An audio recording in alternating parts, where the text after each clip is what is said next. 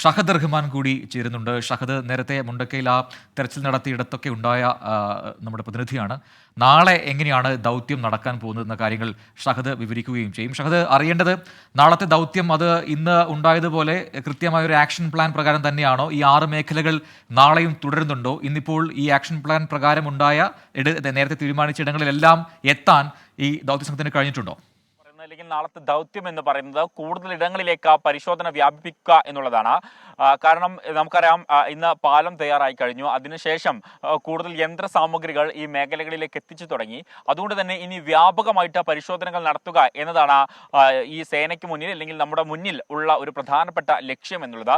കാരണം പരമാവധി ആരെങ്കിലും കുടുങ്ങിക്കിടക്കുന്നുണ്ടോ, അല്ലെങ്കിൽ ആരെങ്കിലും ഏതെങ്കിലും ഒരു ജീവന്റെ തരിമ്പ് ബാക്കിയുണ്ടോ എന്നതൊക്കെ തന്നെ തെരഞ്ഞ് നമ്മൾ പോവുകയാണ്. ആ ഒരു പശ്ചാത്തലത്തിലാണ് നാളെ കൂടുതൽ ഇടങ്ങളിലേക്ക് ഈ തിരച്ചിൽ വ്യാപിപ്പിക്കാനുള്ള ഒരു തീരുമാനം ഇപ്പോൾ സ്വീകരിച്ചിട്ടുള്ളത്. ഇന്ന് നമുക്കറിയാം, അതായത് രാവിലെ ചെറിയ രീതിയിലുള്ള മഴയൊക്കെ ഉണ്ടായിരുന്നെങ്കിലും ഉച്ചയോടുകൂടി കാലാവസ്ഥ കുറച്ചൊക്കെ നമുക്ക് അനുകൂലമായിട്ടുണ്ടായിരുന്നു. പക്ഷേ പിന്നീടും ഇടയ്ക്ക് ഇടവിട്ട മഴ പെയ്യുന്നുണ്ടായിരുന്നു. പക്ഷേ ഈ പാലമൊക്കെ തയ്യാറായതോടുകൂടി തന്നെ കുറച്ചുകൂടി രക്ഷാപ്രവർത്തനം കൂടുതൽ സുഗമമായി.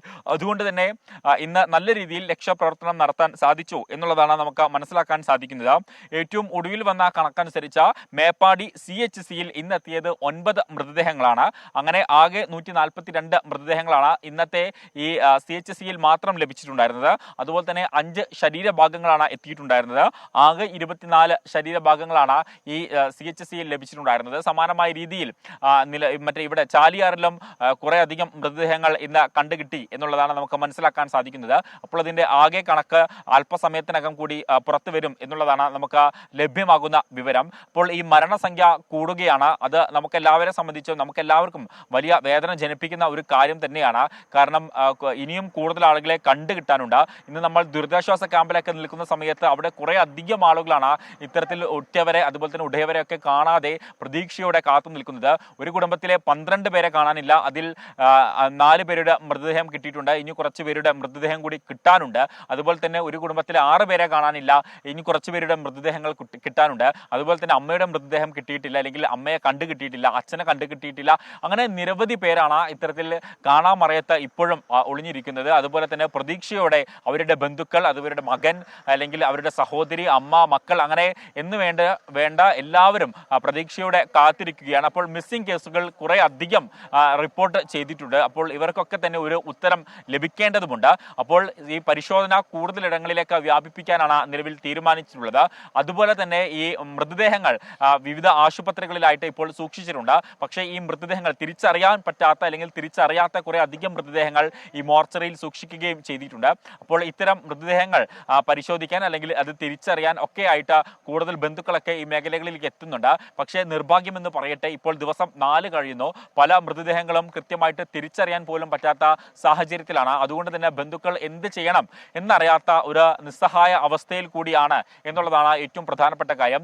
അതിനിടയിലാണ് ഇന്ന് വൈകിട്ട് 4 മണിയോടുകൂടി ഒരു പുതുകിരണം അല്ലെങ്കിൽ ഒരു പുതുപ്രതീക്ഷ എന്ന നിലയ്ക്ക് ഒരു ജീവന്റെ തുടിപ്പ് ഈ ഭൂമിക്കടിയിലുണ്ട് എന്ന തരത്തിൽ ഒരു സന്ദേശം പുറത്തു വരുന്നത്. എണ്ണയിട്ട യന്ത്രം പോലെ നമ്മുടെ സംവിധാനങ്ങളൊക്കെ തന്നെ പ്രവർത്തിച്ചു. പക്ഷേ ഏറ്റവും ഒടുവിൽ നിർഭാഗ്യമാണ് ഫലം. ഇപ്പോൾ ഞാൻ നിൽക്കുന്നത് ഈ ദുരന്ത ഭൂമിയിലാണ്.